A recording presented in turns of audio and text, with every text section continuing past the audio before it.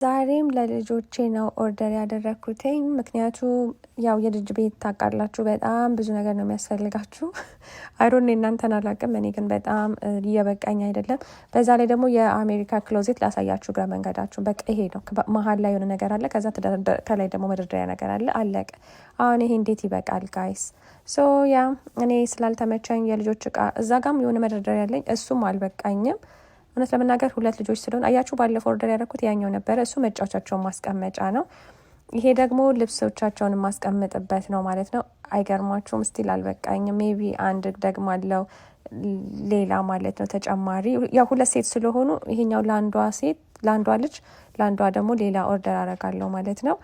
ለጊዜው ግን ደስ የሚለው ደግሞ ክሎዜት ውስጥ ይገባልና አሴምብል ስታደርጉ ደግሞ በጣም ቀላል ነው።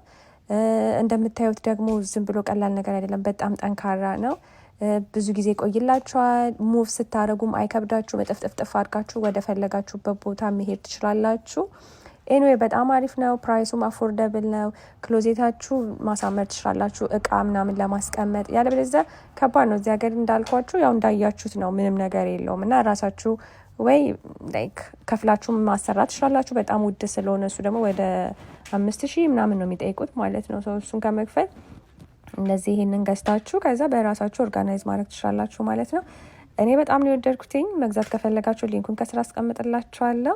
አያምርም? እንዴት እንደወደድኩት አያችኋ?